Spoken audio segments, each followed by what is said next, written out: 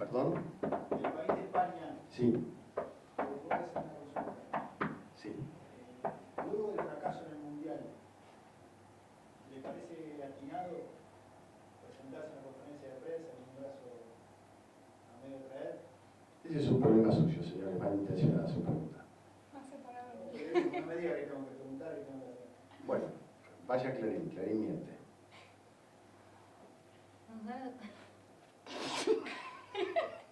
¿Le podés sacar una? ¿Le podés sacar una? No, no Sí, puede. sí. Hacele una no, por favor. Así, No. haciendo así. ¿Alguien más? ¿Alguna pregunta más? Sí. Sí, diga. Vamos a tapar las luces para un clima más ¿Cómo no? romántico. Permiso. Tenés menos, ahí se ve Uy, perfecto. pero, ¿me podés poner de nuevo la primera? Entonces ahora con la luz, ahí está, ahí me gusta más. ¿Se ve bien? Perfecto. Muy bien. No te comas el micrófono. Bueno. Sí. Ok. La verdad que nosotros preferimos jugar contra defensores, pero la incorporación de Hoyle en el equipo, honestamente, le dio más movilidad, mejor energía, y apostamos a que en los partidos sucesivos el equipo se pueda afianzar.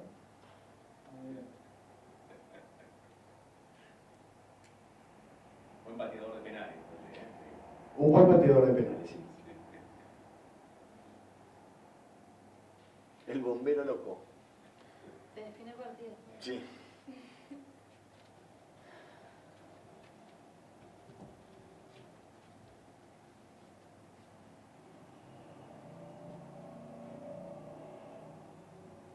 Entonces hacerlo las luces prendidas.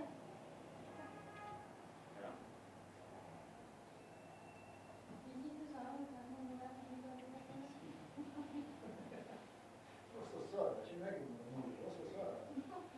Vos hablabas para vos.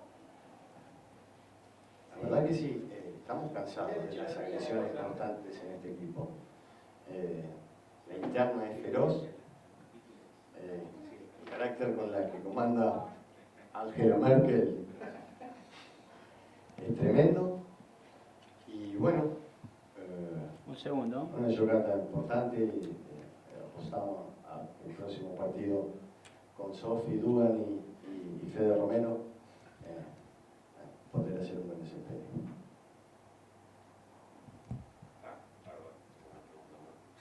Sí, adelante. ¿No? ¿Medio? Spector, no, Spector es un joven con mucho futuro, talentoso, mucha fuerza, mucho sacrificio, entrega, mal humor. En mi equipo fundamentalmente lo que elijo son personas positivas. Empezando por vos. Camino de la esperanza.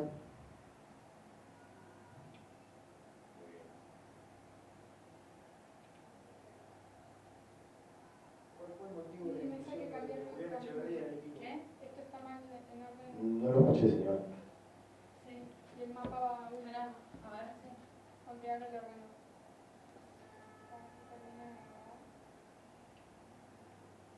Perdón.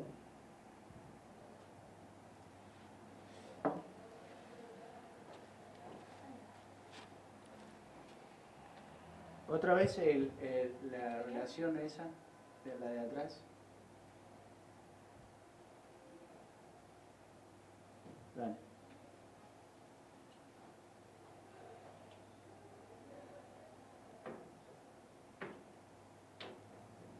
¿Las conclusiones también? ¿O? Ahora no hay el mapita. Ahí va. Gracias.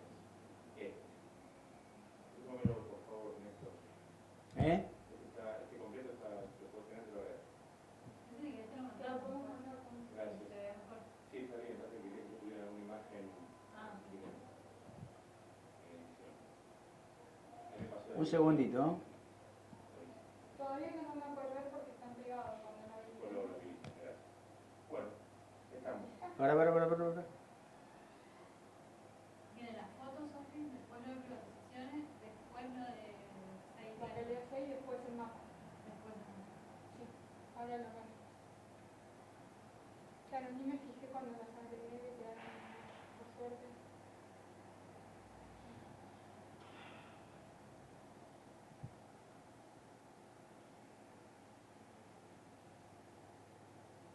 Creo que está muy condicionado de hablar nosotros tres a la tarde. ¿Quieres que la dé? Ya. No, no, por favor, por favor. Ahora tenemos.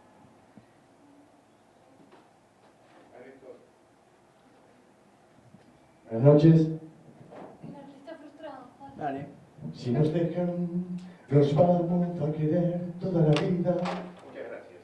Quiero dar la vacación. ¿Cómo le fue contando?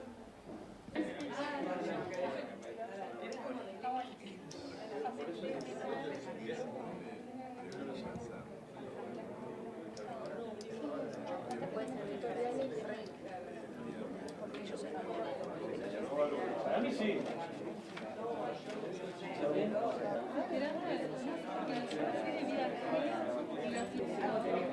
Y lo mismo cosas que dijeron en la clase. Sí, yo te comentaba muchas cosas. Bueno, los PowerPoint, claro, yo sacar de ahí. Sacar.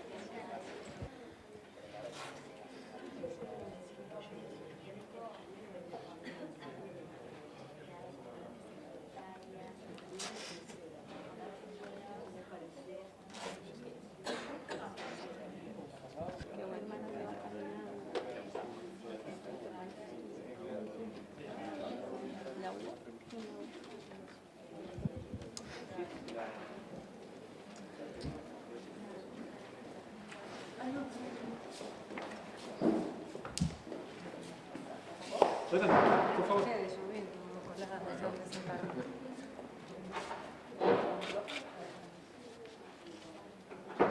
Hola, ¿qué tal?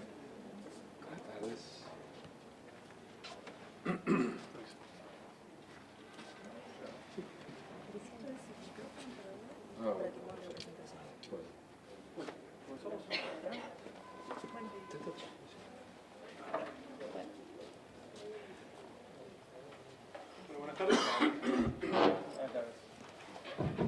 ¿Cómo están? Bueno, muchas gracias por estar aquí hoy presentes. Mi nombre es Gabriel Foglia, soy el decano de la facultad. La verdad que es un orgullo tener a Daniel Vila hoy aquí.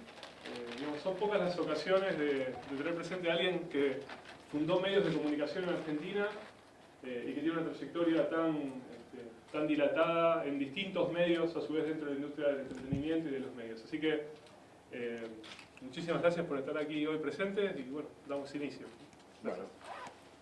Buenas tardes, bueno, ya saben que yo no hace falta que me presente. El agradecimiento al licenciado Gabriel Foglia, a la Universidad de Palermo y a todos ustedes por venir y participar de esta charla. Lo primero que voy a decir es que hacer medios en Argentina es realmente agotador, muy agotador. Y para empezar, con esto se maneja, ¿no? Sí. Para empezar vamos a hacer un inicio un poco atípico, porque lo que les voy a plantear es... ¿Cuál? ¿O cuál? De la derecha. De la derecha. Lo primero que les voy a plantear para empezar y romper un poquito el hielo es Ahí está.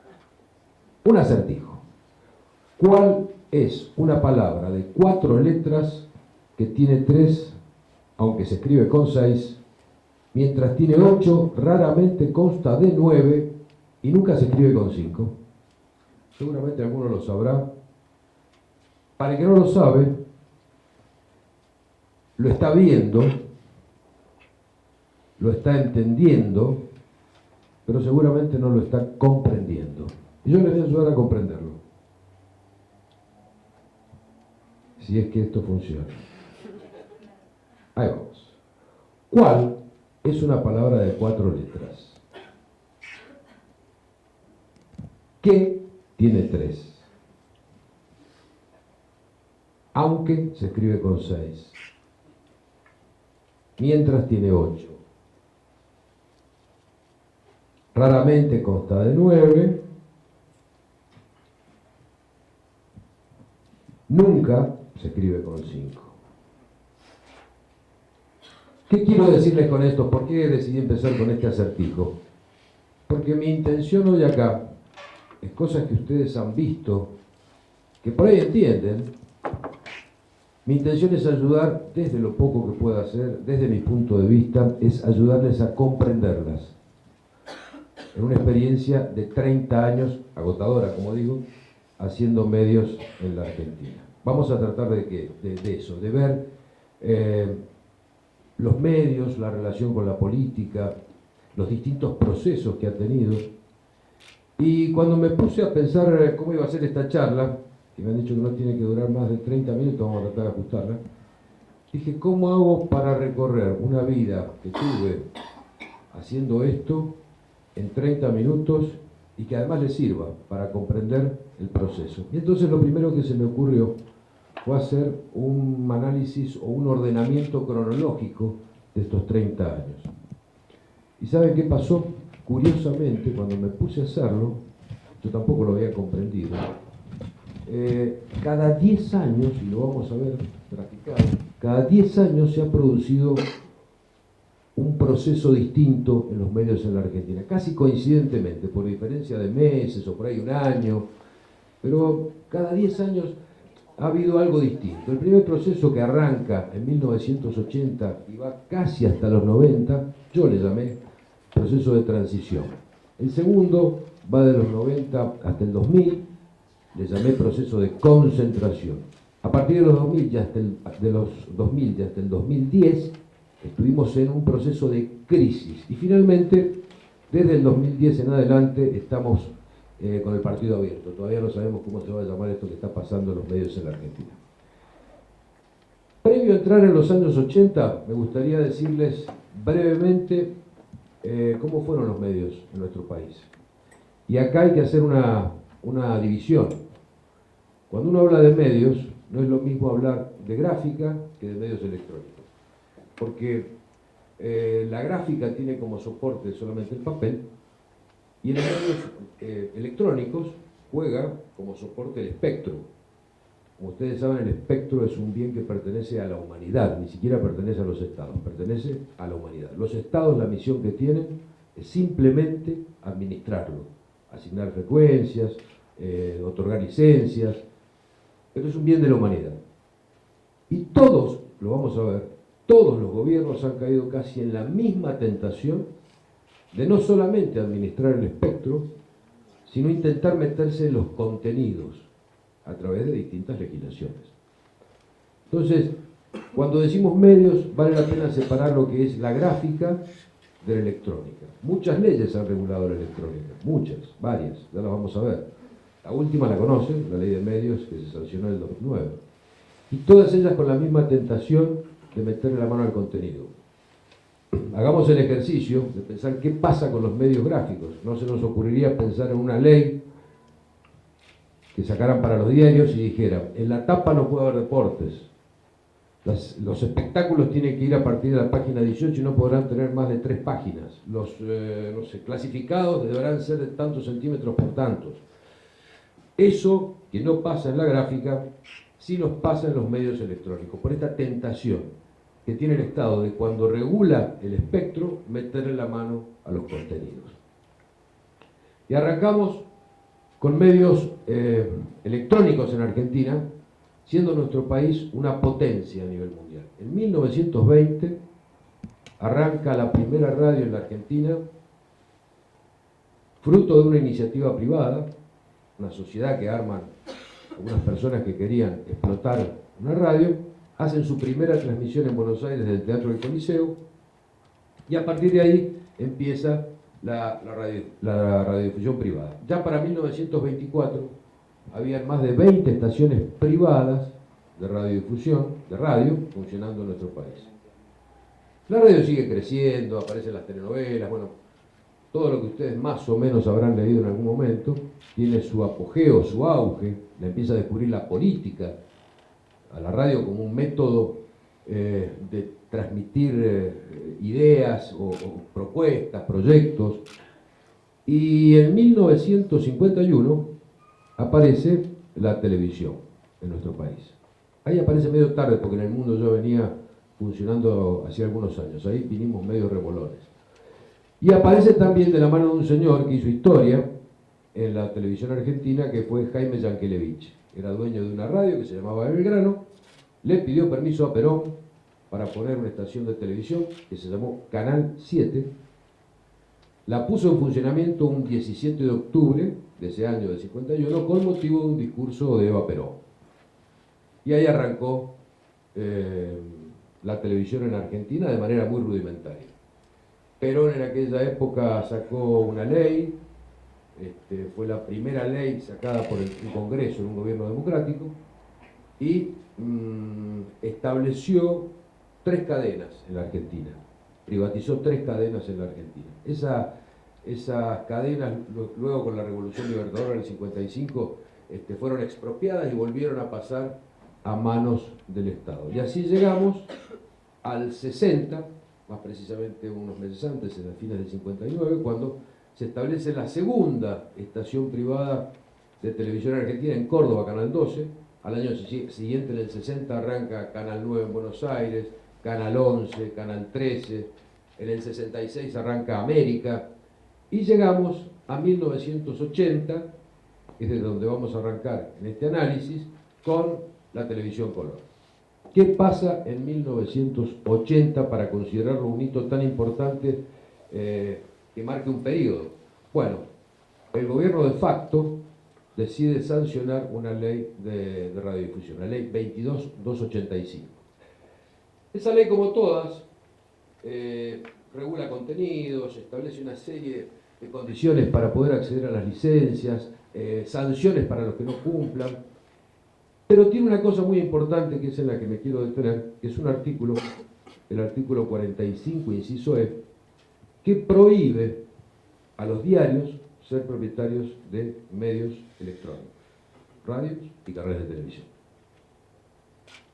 Esto era una limitación importante que no solamente existía en Argentina, en Estados Unidos era y sigue siendo exactamente igual. Esa ley tuvo esta particularidad que dijo, miren señores, los que tienen diarios acá no pueden hacer ni televisión ni radio. Y el sentido era morigerar, de alguna manera, la concentración del poder mediático. La ley de los militares, la 2285, tuvo vigencia hasta el año 2009. La hemos conocido y hemos escuchado muchas veces que es la ley de facto, la ley del gobierno militar. Sin embargo, esa ley tuvo, a lo largo de sus 29 años de vida, donde solamente los primeros 2 fueron de un gobierno de facto, tuvo 261 modificaciones por parte de los gobiernos democráticos. Con lo cual, decir, es una ley del proceso, está bien, es el origen, donde fue parida, donde nació, pero después tuvo tantos cambios que echarle la culpa de la legislación, de esa legislación al proceso, es relativo, ¿no? Alfonsín asume 3 años después, y ahí, justamente en ese año, en 1983, yo empecé a hacer mis primeras armas en esta actividad. Casi por casualidad llegué a una radio, muy modesta radio, y empecé este camino agotador, pero apasionante.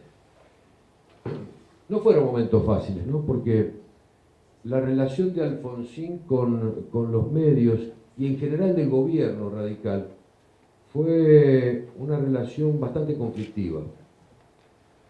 Primero porque los medios no estábamos acostumbrados, ni los dueños de medios ni los periodistas, era como que veníamos ejerciendo la libertad a tientas, a ciegas. Veníamos de un proceso donde había listas negras, no solamente para artistas, sino para música, temas musicales que no se podían reproducir, nombres que no se podían decir al aire. Sí, veníamos con mucho temor. Y por otra parte la política y la llegada de la democracia hicieron que los políticos y los funcionarios fueran, por decirlo claro, un poco prepotentes. Entonces la relación no fue buena. Alfonsín hizo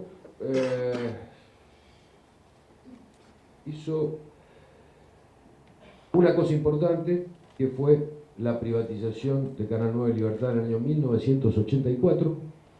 Se le habían quitado a Romay hace unos años, se le habían quitado a Romay unos años antes y él se le entregó.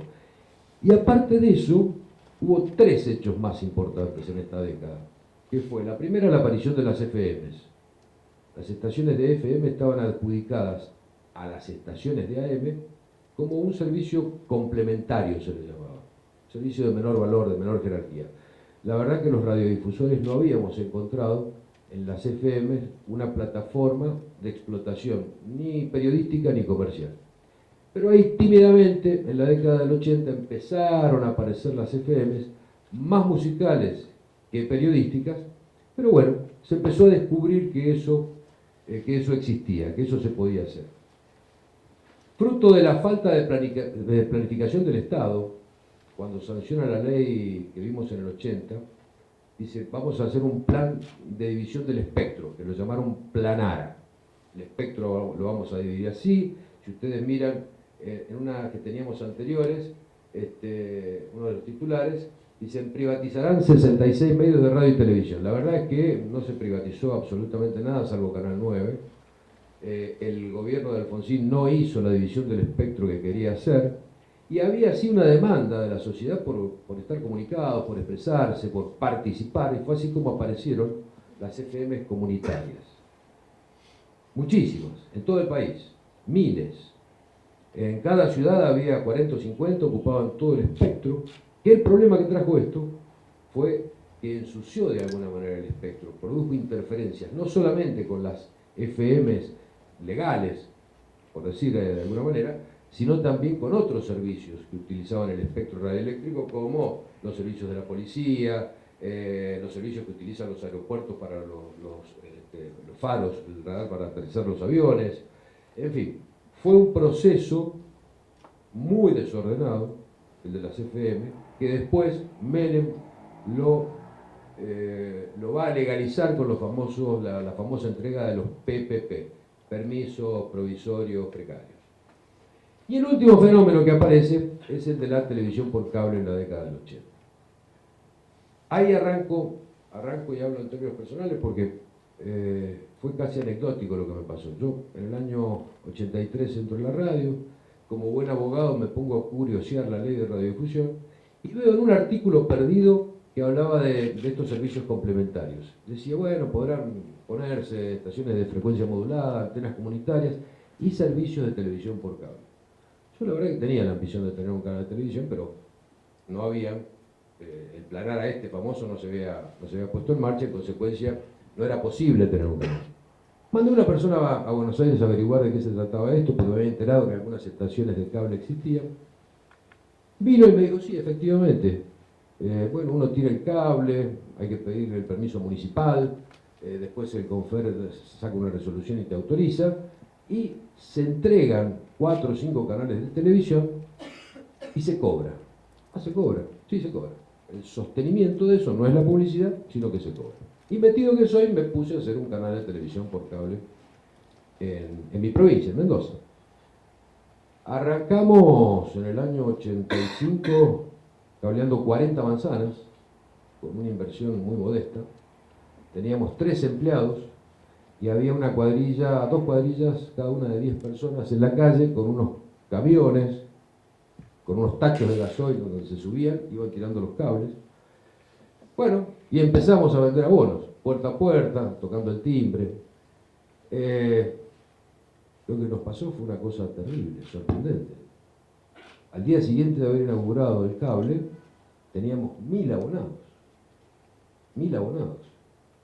Pero no solamente en las 40 manzanas. Teníamos en las 40 manzanas y en manzanas donde pero quedaban 10 cuadras de distancia, ¿no? Un desorden en la venta, porque en la ansiedad por vender, los vendedores habían tomado a que venía. Entonces, bueno, y a la semana siguiente ya teníamos 3000. Y así, era una cosa que no lo podíamos creer, una explosión. Y esto, de alguna manera, marcaba la necesidad que tenía la gente por tener servicios de radiodifusión, por tener canales, por tener entretenimiento. Pensemos que transmitíamos 4 películas que íbamos, las alquilábamos en el video y las truchábamos poniéndolas al aire, una cosa muy rudimentaria. Esto ya está prescripto, así que lo puedo contar. No había satélite, no había nada. Pensemos que no. Las comunicaciones de Mendoza a Buenos Aires se hacían por operador a larga distancia. No había fax. La información la recibíamos en la radio por teletipo. Bueno, esa era la Argentina. Un departamento valía 10 veces o $10.000 más y tenía teléfono, porque hacía 10 años que no se conseguía. Esa era la Argentina de la que estamos hablando, donde arranca el cable, ¿no? En nuestro proceso, que arrancó en el 85, para terminarle la anécdota personal, terminó la primera etapa de ese proceso en el 95, 10 años, habiendo creado una empresa, como dije, con 2 empleados, más 2 cuadrillas de 10 personas en la calle tendiendo cable, que pasó de 0 abonados en el 85 a 60.000 abonados en el 95. Esa fue la explosión, la enorme creación de valor que pudimos hacer en este grupo. Inventar un negocio donde no lo había.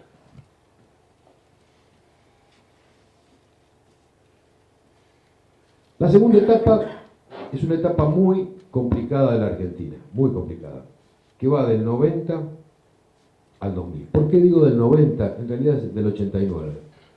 Se va Alfonsín, ustedes se acordarán, tiene que anticipar la entrega de su mandato y viene el menemismo. Y el menemismo, voy a retrotraer un segundo. Una de las peleas, grandes peleas que tuvo Alfonsín en su gobierno fue una pelea con el Grupo Clarín. Yo lo voy a tener que mencionar al Grupo Clarín varias veces en esto, porque es el líder de la industria. Porque además ha sido protagonista de muchas de las cosas que pasaron en la industria de medios en estos 30 años. Y no tomen estas referencias de manera negativa o con algún grado de animadversión. Simplemente es el líder de la industria, es el más grande, y bueno, ha sido protagonista de muchas de las cosas que pasaron en este país. La relación de Clarín con Alfonsín fue mala, muy mala. Es más, yo creo que en alguna medida también fogoneó un poquito, ¿no? ¿Y por qué fue mala? Mala porque Alfonsín mandó una ley al Congreso que no contempló esta modificación a las que le hice referencia recién sobre el artículo 45, que le impedía a los diarios entrar en radio y televisión. Y la verdad es que el Grupo Clarín ya por el 87 había comprado Radio Mitre y le había echado el ojo a los canales de televisión. Alfonsín se negó a modificar ese artículo en el proyecto de ley que mandó, mantuvo la prohibición y bueno, de ahí vino la conflictiva relación que tuvo el radicalismo con el Grupo Clarín. Pero en el 90 se va Alfonsín, viene Menem, y Menem ya había adquirido sus compromisos previos con el grupo. He dicho, si soy presidente, te voy a sacar ese artículo, olvídate. Y es así como se sanciona la ley de reforma del Estado a fines del 89 y se inicia un proceso muy complicado en la Argentina. Proceso de concentración. Este señor que tienen acá, el doctor Dromi, al lado del doctor Menem, fue el autor intelectual de esa ley de reforma del Estado. El doctor Dromi había sido profesor mío en la facultad, yo empecé a trabajar en su estudio, di clases con él de Derecho Administrativo en la Universidad Nacional de Cuyo, ya que lo conocía. Entonces, él era el ministro de Obras y Servicios Públicos de la Nación, yo era un radiodifusor, modesto radiodifusor del interior. Lo llamé y le dije, necesito verte. Yo vine a Buenos Aires, me atendió en el ministerio y le dije, mirá, si ustedes hacen esto, le van a abrir la puerta a un monstruo que después va a ser muy difícil de resolver. Porque acá el crecimiento de los diarios sobre los medios electrónicos va a ser imparable y el resto de los mortales somos muy chiquititos. Entonces, por favor, no lo hagan. Como ustedes bien habrán visto, no me fue muy bien. No me dio mucha bola, mi profesor. Y sacó la ley de reforma del Estado. Consecuencia, se privatizaron. Lo primero, la ley preveía que se privatizaban, entre otras cosas, ¿no? los canales de televisión, las radios, y así fue como se hicieron la privatización de Canal 11 y Canal 13, y después de Excelsior y Belgrano, para citar los medios que se privatizaron en Buenos Aires, pero también se privatizaron medios en el interior. Nosotros modestamente nos presentamos en la privatización de los canales 11 y 13, nos presentamos por el 11, como sabrán perdimos, y nos presentamos por las radios, fuimos por el premio Consuelo y ganamos. Ganamos la radio Excelsior, que hoy se llama La Red. Ganamos la radio Excelsior, que hoy se llama La Red. Y ahí empezó este proceso de concentración que fue terrible, terrible. Yo les quiero anticipar que yo no estuve de acuerdo, por lo que les conté se habrán dado cuenta, pero si bien no estuve de acuerdo, me tuve que sumar a ese proceso. Porque el dilema en ese momento era o crecer o vender. Yo no quería irme de la actividad. A mí me gustaba lo que hacía, a mí me apasionaba lo que hacía.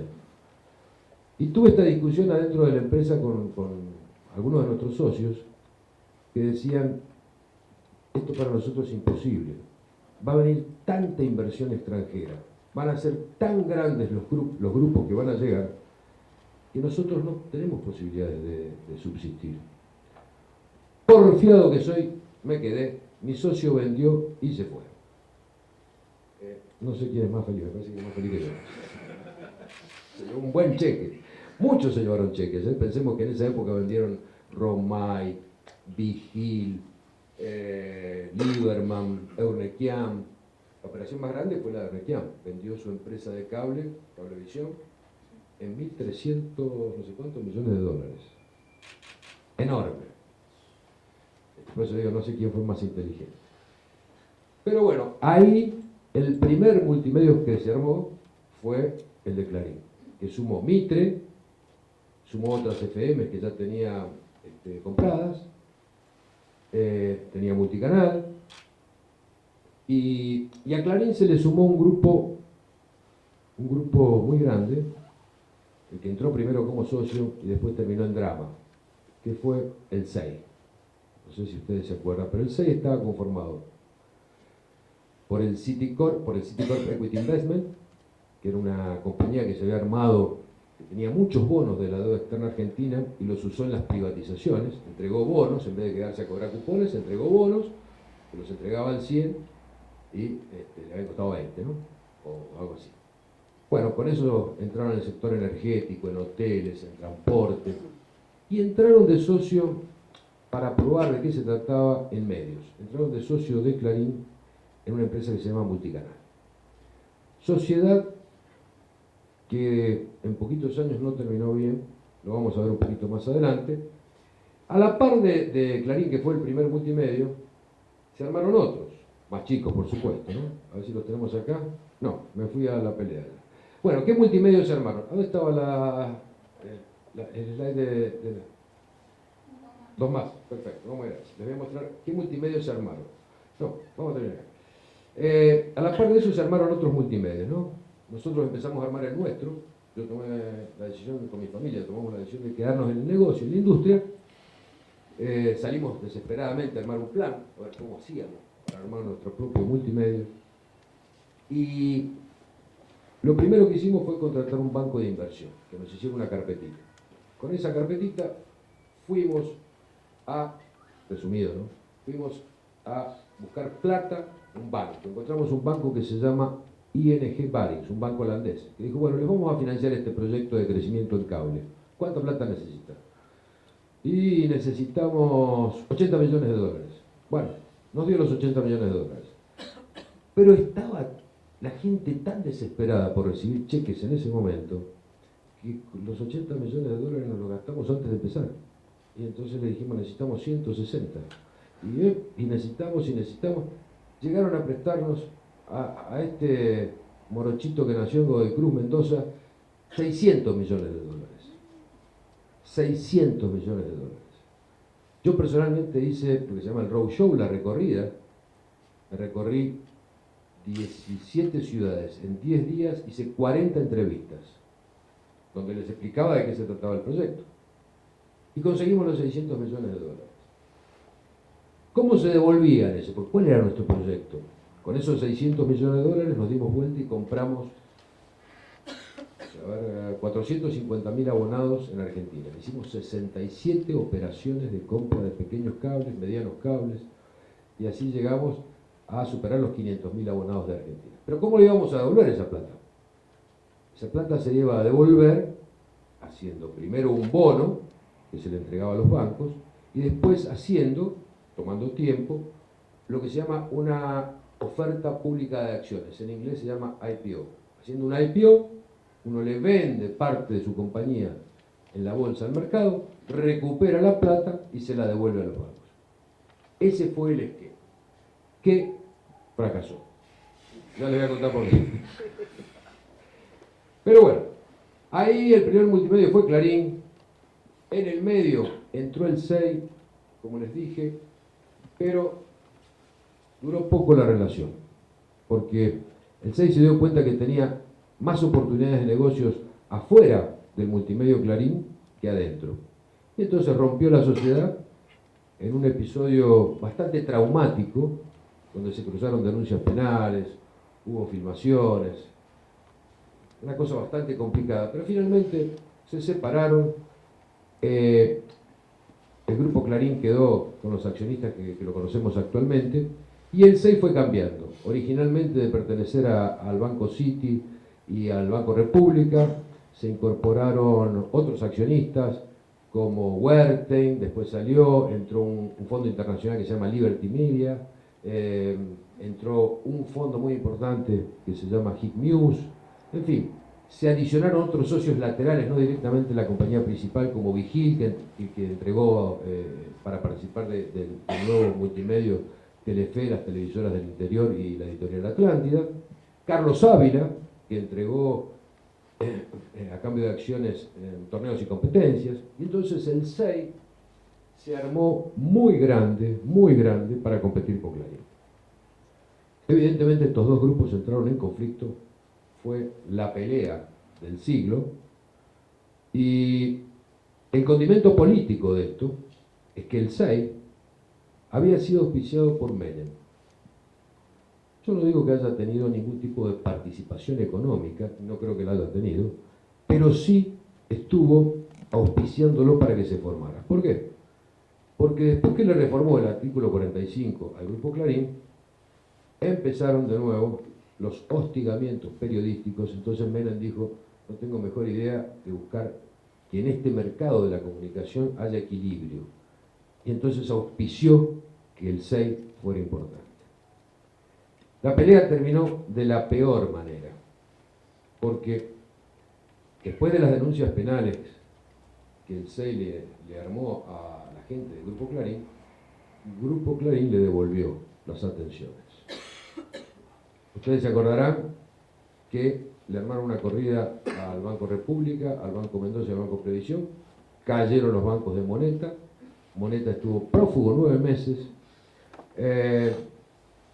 auspiciando a un sector de la política, le armaron al Citi las famosas cajas de la señora Carrió, en donde lo investigaron al Citi por lavado de dinero, y que finalmente, bueno, nada pasó, pero el Citi se fue.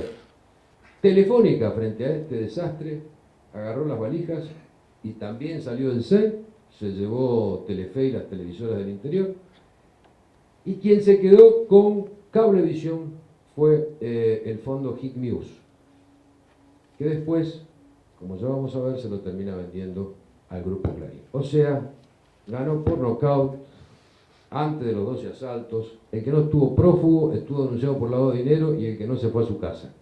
Pero nuevamente quedó como gran protagonista de la escena argentina el Grupo Clarín, que por primera vez se le había armado un contendor para darle batalla, pero que cometió dos errores desde mi punto de vista, ¿no? El primero fue el auspicio del gobierno, error. Y el segundo, que ninguno de ellos era gente de la industria, porque si bien los Vigil, o los Ávila, o los Lieberman, o los Eurnequian eran de la industria, no eran los principales accionistas, no eran los que manejaban. Entonces eso para mí fue lo que llevó al fracaso de este grupo. Y así quedó conformado el mapa de medios esto sería para los 96-97. Lo simplificamos acá porque mostrar todo el mapa sería muy complejo. Dos grandes grupos, muy grandes, como son Clarín y El 6, donde tenían canales de televisión, radio, papel prensa, los dos tenían cable, uno multicanal y el otro cablevisión, los dos tenían canales de televisión. El 6 tenía revistas, pero no tenía diario, ¿no? Después el Multimedios América, que lo arma Urnequian, con América TV, Radio América, El Cronista Comercial, algunas otras cositas, y modestamente nosotros solamente en el interior, Uno Medios, con Supercanal, los diarios, La Capital en Rosario, en Santa Fe el 1, en Entre Ríos 1, en Mendoza 1 y algunas radios, y canales de televisión. Pero lo nuestro, vuelvo a decir, era muy modesto, de poca visibilidad, porque estábamos ahí escondiditos en el interior, pero así tratando también de hacer algo para sobrevivir. Así quedó este mapa de medios, que después se desarmaría con la pelea entre Clarín y El 6, y muchas de estas cosas irían a parar a manos de Clarín o a manos de terceros. Llegamos ahí al proceso de crisis, porque lo que habíamos hecho nosotros de tomar deuda, también lo hizo Clarín y lo hizo El 6 y lo hicimos todos. La deuda nuestra en ese momento era de casi $1.000 millones, porque además de los 600 del cable, nos habían prestado para hacer adquisiciones en medios, comprar diarios, radios. La del grupo Clarín creo que estaba por el orden de los 4.000. Y en ese momento se produjo un hecho que rompió el mapa financiero que teníamos elaborado los grupos. Que les conté. Tomamos deuda con un crédito, hacemos un bono y hacemos una oferta pública de acciones en Nueva York, en la Bolsa de Londres o donde quiera. Eso se rompió porque en el año 89 se cayeron todos los mercados internacionales. Se acabó el financiamiento. Vino la crisis rusa.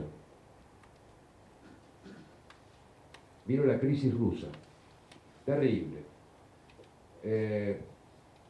Deuda en dólares, cobrando abono en pesos, devaluados. O sea que con un mercado recesivo y abonados que se borraban porque no podían seguir pagando el cable. O sea que por cada dólar que antes nosotros pagábamos un peso, ahora teníamos que empezar a pagar 3. Imposible de asumir. Ese gran endeudamiento hizo que, o como en el caso del Grupo Clarín, armara un acuerdo preventivo extrajudicial, que es un mecanismo que está previsto en la ley, o como en el caso nuestro, tuviéramos que presentarnos en concurso de acreedores. Quiero aclararles que las deudas no eran con proveedores, no eran con el personal, las deudas eran todas con tenedores de bonos, deuda externa, tenedores de bonos, fondos o bancos del exterior. Ahí apareció, en ese endeudamiento, una enorme presión del Fondo Monetario Internacional para modificar la ley de concursos y quiebras en el año 2001. ¿Por qué esto? Porque como los acreedores eran extranjeros, veían la oportunidad nuevamente, esta especie de buitres que siempre andan sobrevolando, de quedarse con las empresas argentinas por 3 pesos. Y fundamentalmente con las empresas de medios. Por, creo que segunda vez, porque ya habíamos sido socios con Clarín, nos tuvimos que juntar. Las circunstancias hicieron que nos tuviéramos que amigar e ir a pelear por 2 leyes. La primera, la ley de concursos y quiebras, que fuimos a hacer en el buen sentido de la palabra lobby, para que esta ley no contemplara una cláusula que era terrible para nosotros, que era una cláusula que se llama Crown Down. Es un artículo de la ley por el cual cuando en la primera ronda de acuerdo con los acreedores no se logra un consenso, bueno, o un acreedor o un tercero puede presentarse y decir, momentito, me quedo yo con la empresa. Córranse, negocio yo con los acreedores y me quedo. Esa era la intención de los bancos, sobre todo en el caso de los medios. Apoderarse de un negocio muy, muy importante, como eran los medios en Argentina, por valores realmente muy bajos. Entonces la primera pelea la dimos en el Congreso para que no se incluyera el countdown para los medios. ¿Esto fue previo al 9 de septiembre? O sea, antes de las torres. Las torres fue en el 2001. El countdown es 2012. El countdown fue 2001 también. No, la ley de concurso fue 2001 también. Creo que fue previo. No me atrevería a afirmarlo, pero creo que fue previo. ¿Fue post-evaluación el countdown? Sí, post-evaluación. Sí. Como fracasamos en la primera, los bancos hicieron una enorme presión, pero enorme presión sobre el gobierno, un gobierno muy débil, para que se incluyera esa cláusula. Perdimos.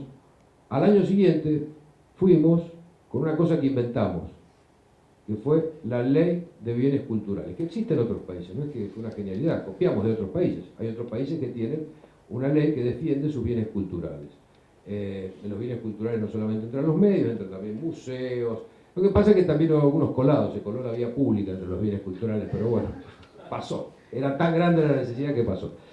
Y en esa ley de bienes culturales logramos defender, sacar esta figura del crown down, por el cual se podían apoderar de los medios los bancos extranjeros, logramos sacarla, limitarla para los medios. Y además se agregó también una limitación para la tenencia de acciones por parte de empresas extranjeras. Se le puso un límite del 30%. Yo creo que fue una ley muy positiva para la Argentina porque un país tiene la obligación de cuidar sus medios, su industria de comunicación, y la Argentina en esto, como hemos visto, ha sido muy ambivalente. Hay veces que le ha querido meter la mano, otras veces ha querido expropiar, a veces ha censurado, a veces ha dado total libertad. Entonces, nunca ha habido una política. En este caso, yo creo que fue un hecho positivo. Y de la unión, como digo yo, del cerebro y el músculo, se darán cuenta que nosotros no tenemos el músculo, pero sí tenemos un poco de cerebro. Entonces, de la unión con Clarín logramos sacar un hecho muy positivo. ¿Qué pasó después? Bueno, la relación del kirchnerismo con los medios. También en la década, la década del 2000, en este periodo que llamamos de crisis, gana Néstor Kirchner las elecciones, inicia una muy buena relación con los medios, muy buena relación con los medios. Es más, nos da hasta una cosa que para mí fue más de lo que merecíamos. Nos prorroga todas las licencias por 10 años, con un decreto. Fue una sorpresa, ¿no? Una buena sorpresa. Pero la mejor relación, evidentemente, de Néstor Kirchner fue con el Grupo Clarín. Había comidas en Olivos, idas, vueltas, idilio. Y fruto de ese idilio es que Grupo Clarín logra sacarle la fusión entre Cablevisión y Multicanal. Y acá viene mi segundo fracaso con la política, porque también me fui a verlo a Néstor Kirchner. Ya lo había visto de Dromi y me fue mal. Me voy a verlo al doctor Kirchner, a Olivo, y le digo, mire, si usted saca esto, la verdad, si antes crearon un monstruo, ahora el monstruo va a tener una bodega donde va a poder comer lo que se le dé la gana. Es un monstruo que va a crecer, va a engordar, va a ser imposible de alcanzar. No, bueno, obviamente perdí, fracasé, salió la fusión. Se fusionaron las dos empresas, no sé qué dice, Cablevisión y Multicanal, y al enorme poder de comunicación que tenía el Grupo Clarín, vía la cantidad de empresas y de plataformas para comunicar, se sumó una enorme caja. Y así tenemos dos canales de televisión en Buenos Aires que tienen dos enormes cajas que les permiten tener subsidios cruzados y hasta siquiera poder perder dinero. Con enormes producciones que hay otros canales que, como no tenemos esas cajas, ni tenemos la posibilidad de perder, no los podemos igualar en cuanto a eso. Canal 13 tiene el subsidio cruzado de Cablevisión, una caja enorme, y Telefe, la de Telefónica. Como digo, la relación del kirchnerismo con los medios fue buena, tranquila, hasta que le dio la fusión. Cuando le da la fusión, y voy a ver si no me olvido algo porque traje un machete, cuando le da la fusión, no termina ahí el reclamo, sino que viene el segundo pedido.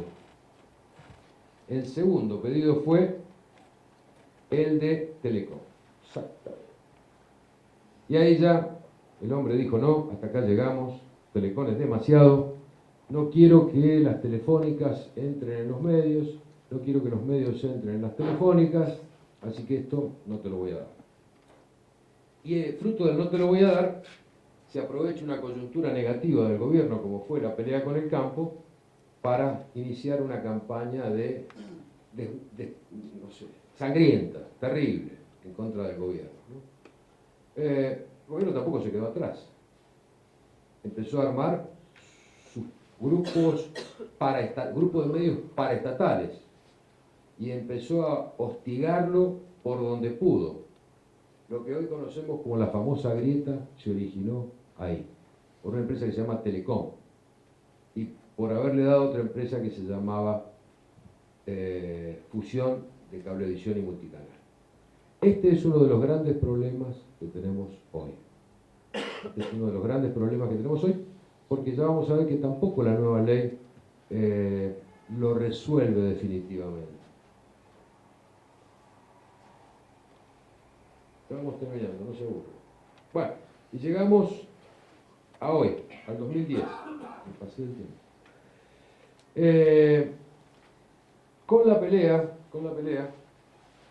entre todas las cosas que elabora el gobierno, elabora la famosa ley de medios, que es una ley que jurídicamente es mala, a mi modo de ver, sobre la cual yo expresé en el año 2009 mi disconformidad, mi crítica, lo hice públicamente, en la oportunidad de inaugurar la redacción unificada que teníamos en Mendoza, lo hice por televisión, dije que no servía, que esto no iba a funcionar, que no iba a andar, que no iba a cumplir su objetivo, que estaba politizada. Bueno, la ley salió, se judicializó durante 4 años con las cautelares del Grupo Clarín, hasta que finalmente hubo un fallo de la Corte sobre uno de los artículos más importantes, porque ojo que la ley, hay un montón de cuestiones que todavía no han pasado por la Corte, e incluso este fallo, sobre el artículo 161 de la desinversión, la Corte deja salvo los reclamos económicos. Dice, el bien general está por encima del interés particular. Entonces, si el legislador cree que la protección del bien general es la desinversión, el legislador tiene razón. Esto no obsta, dice la Corte, a que el particular damnificado pueda ir a reclamar los derechos económicos que sienta que le han vulnerado. Con lo cual va a haber un juicio por daño y perjuicio enorme. Y estamos metidos en los procesos de desinversión. Nosotros hemos presentado el nuestro, y lo habrán leído por ahí. No es muy original porque le entregamos a nuestros hijos, ponemos en cabeza de nuestros hijos las acciones de las empresas, y aquello que primeramente fue mirado con burla por parte de otros grupos, como el caso del Grupo Clarín, terminó haciendo lo mismo, ¿no? Entonces terminamos todos haciendo lo mismo porque es una falla sustancial que tiene la ley. Esta ley fue hecha a medida en contra de Clarín. No fue una ley pensada para la industria de los medios de comunicación. Entonces, yo creo que la ley no tiene mucho futuro por una serie de razones, ¿no? Fundamentalmente porque no prevé los procesos tecnológicos. Pero acá les tengo, para terminar, antes de esto, ¿cómo está hoy el mapa de medios preadecuación? Está el grupo más grande, Clarín, esto vendríamos a hacer nosotros, después está Telefónica, después La Nación, que tiene todos productos gráficos y de la web, pero no tiene nada en materia de radiodifusión, Perfil, Cadena 3, que está circunscripta a radios en el interior, que dice ahí el grupo 23, Prisa, Moneta, Pierri, Indalo. Esto es más o menos como está armado, donde las proporciones no son exactas, porque no nos alcanzaría de aquí al techo para poner al Grupo Clarín. Necesitaríamos 2 pisos. La diferencia con el segundo que vendríamos a hacer nosotros, medido en términos de facturación, penetración, circulación, cantidad de empleados, Evita, o como lo quieran medir, varía entre 7 veces a 10 veces más grande. Con el segundo, imagínense con el resto. Entonces, es muy grande.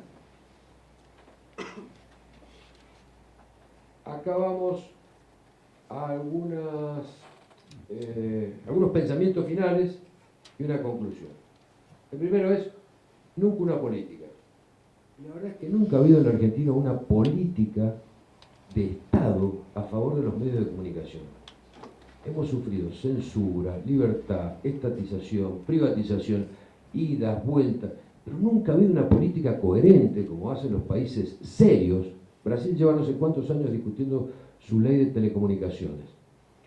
Colombia acaba de sancionarla y se han pasado 2 o 3 años discutiéndola.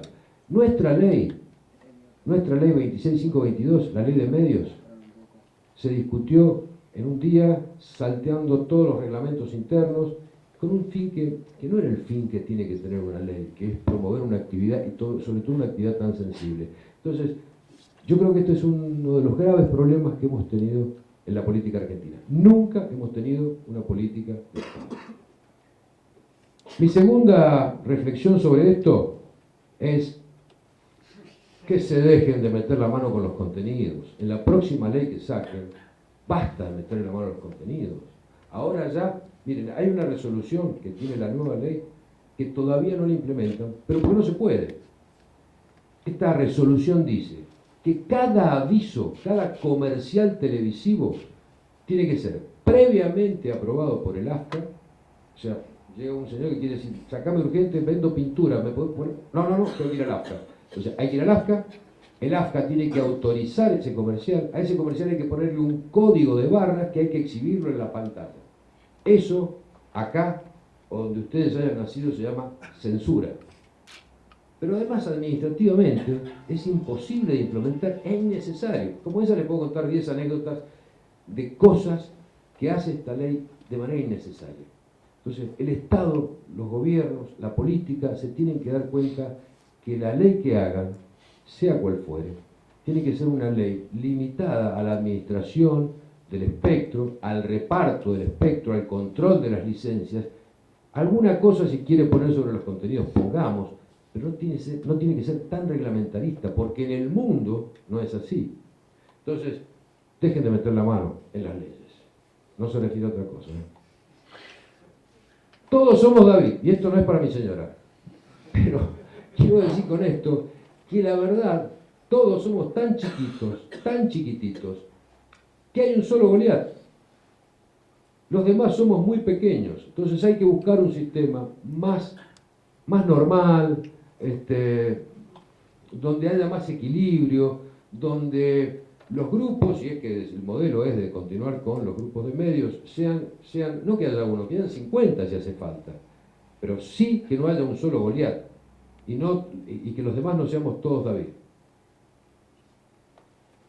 Finalmente, habrá que modernizar la legislación contemplando los procesos tecnológicos y la convergencia de las telecomunicaciones, con un sistema de medios que sea pluralista. Esto lo dice, se ha cansado de decirlo los autores intelectuales de la nueva ley, estoy totalmente de acuerdo, que también sea democrático, totalmente de acuerdo, participativo, absolutamente de acuerdo, pero hay una cosa que tendría que ser, y es la que a este sistema le falta, que es esta, que sea equilibrado. Esto de que no existe uno grande y todo lo demás pequeño, que sea equilibrado. Yo les agradezco el tiempo, la atención, y quiero terminarles así como arranqué diciéndoles que hacer medios en la Argentina es agotador. También quiero acordarme de algo que me pasó cuando empecé a hacer medios. Yo era chico, tenía 31 años, o 30. Y un señor que fue una especie de maestro que tuvo, un día que yo estaba un poco agobiado por algunas cosas que me pasaban, no podía pagar los sueldos, no me acuerdo qué inconveniente tenía en ese momento, me dijo, nene, disfrutá, porque el periodismo es lo más divertido que se puede hacer vestido. Gracias.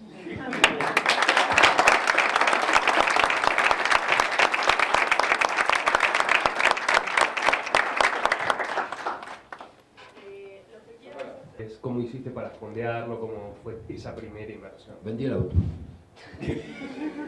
Vendí el auto, sí.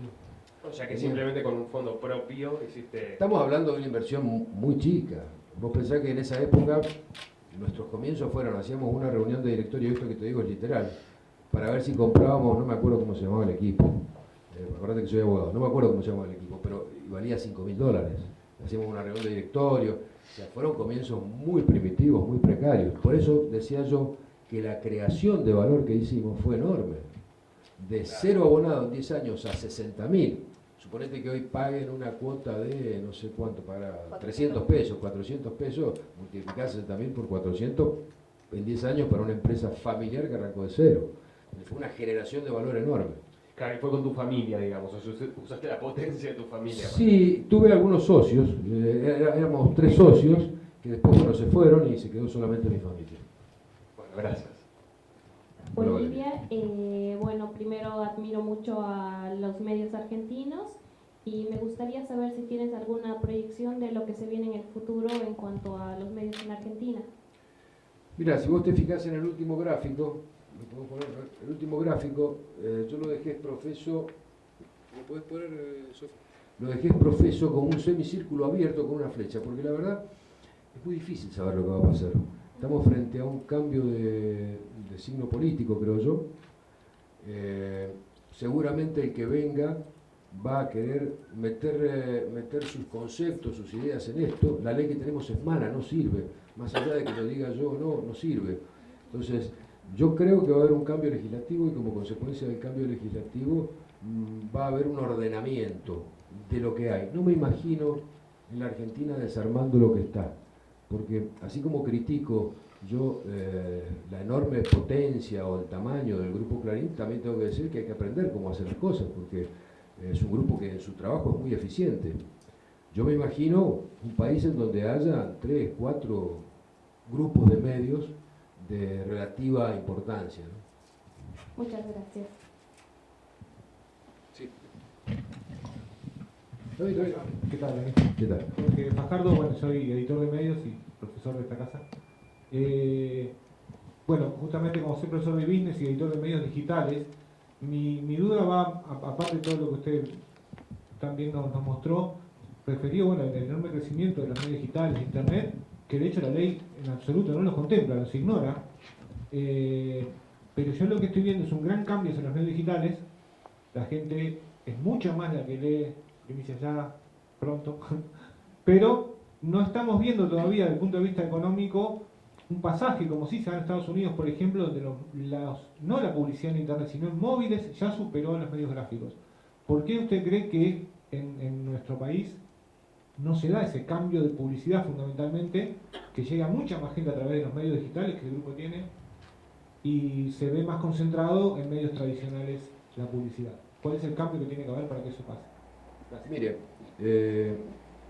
yo saco esta cuenta. La imprenta data de mediados del siglo XV, 1400 y pico. Y hasta hoy los medios gráficos no han cambiado mucho, ¿no? Son 5 siglos y medio, donde más o menos ha pasado siempre lo mismo. Internet se inaugura en 1974 o 78 en una universidad de Estados Unidos como un mecanismo de comunicación interna. Desde el 70 al 74, al 2014, ¿cuántos son? 40 años. O sea, 5 siglos y 40 años, usted mire la velocidad y la evolución. ¿Qué le quiero decir con esto? La evolución de los medios digitales es voraz, es feroz, es vertiginosa. Entonces, si bien todavía no está la respuesta económica, no se ha podido eso monetizar, yo no tengo duda que va a pasar, que se va a hacer. Pero por ahí la tecnología viene más rápido que la costumbre, que el uso.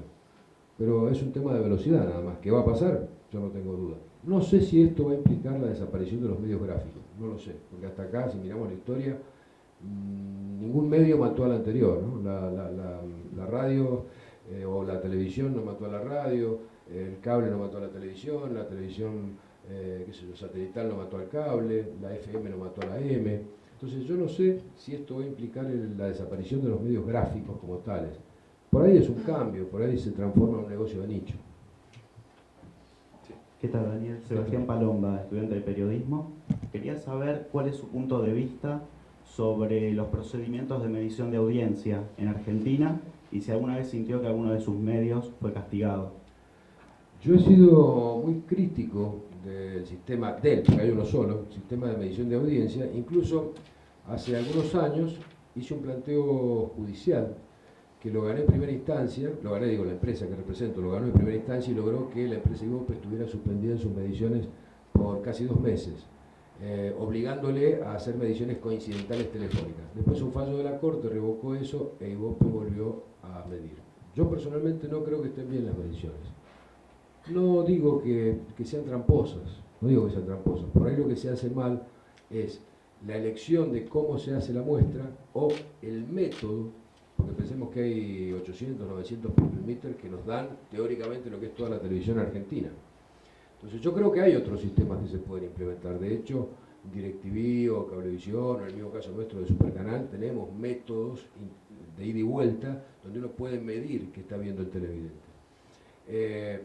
Lo que pasa es que una empresa que mide el rating no solamente tiene que tener los elementos técnicos para medirlo, tiene que tener una cosa muy importante que es credibilidad. En Argentina habían 3 empresas que medían rating, quedó solo una. Veremos qué pasa ahora con la que ha anunciado el gobierno que va a armar, a ver si tiene credibilidad, ¿no? Eso es muy importante. Pero bueno. Tiene la compra de contenidos que ataca tanto a grupos como a canales directamente. ¿Cuál es su visión sobre ella? Y la segunda pregunta es, ¿cuándo vuelve Fantino al show de fútbol? Más fácil contestar en la primera.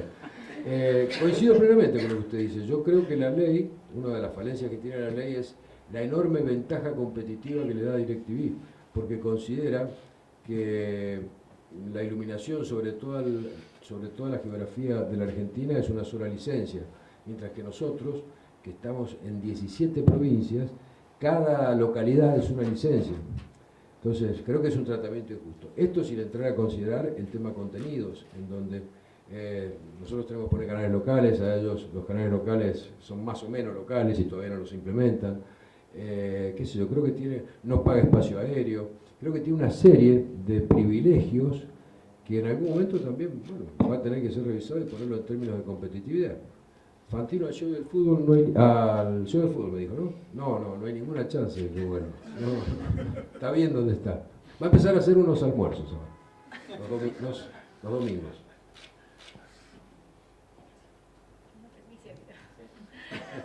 No sale de acá.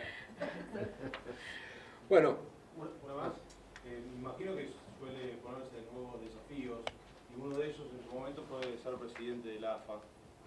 Esa posibilidad está latente a futuro, ¿se lo imagina? Fracasé con Dromi, fracasé con Kirchner, con Grondona no me fue mejor. Lo mío es una historia de fracaso cuando tengo que hacer lobby. No, me retiré del fútbol, solamente estoy ayudando a mi club y muy enamorado de mi familia, de mi mujer, de mis hijos. El fútbol está muy sucio y si hasta que no exista una decisión política en serio de limpiarlo, de arreglarlo, de ordenarlo, es imposible. Bueno, muchísimas gracias, muy amables.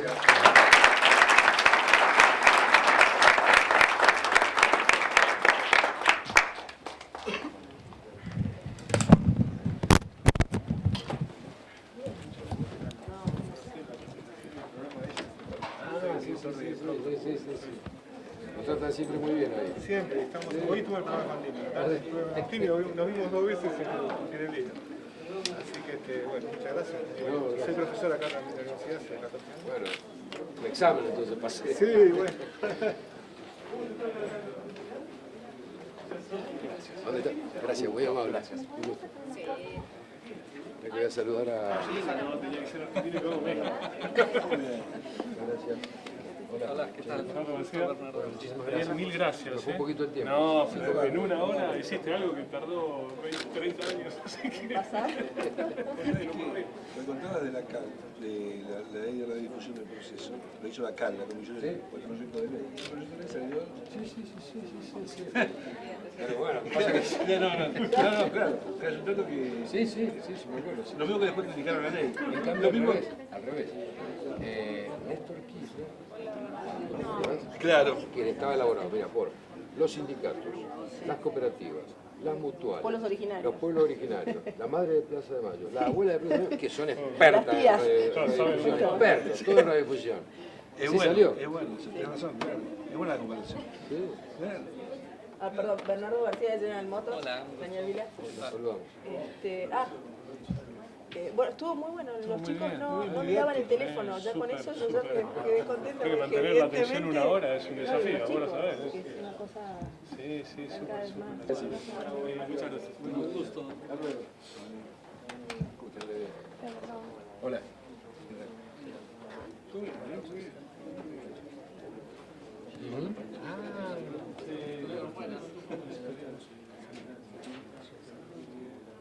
Sí.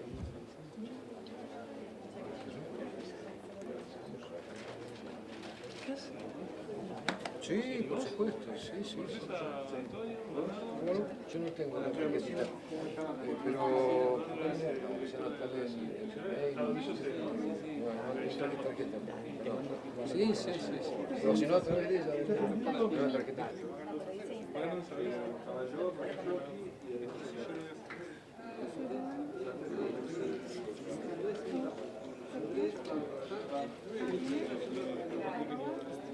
Muchas gracias.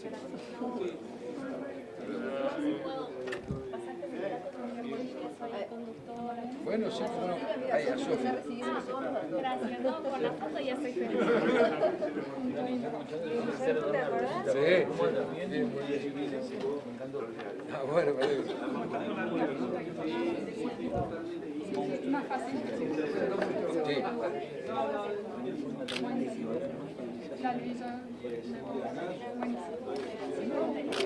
¿Sabes que yo tengo una cosa de hacer eso, una tarjeta?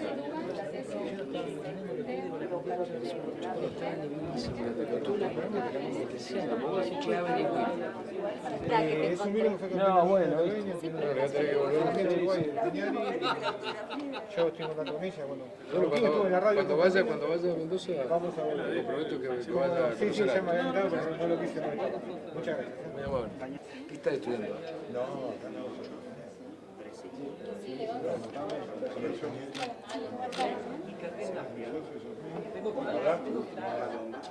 Mendoza. ¿Lo pudiste tener? No, todavía no. ¿Cómo están? Ahora sí. Bueno, pero tuviste un buen estelar, tuviste el mejor año de la historia de la Copa de Contada, cuando vendieron un millón de autos. Y también estuve cuando vendieron 5.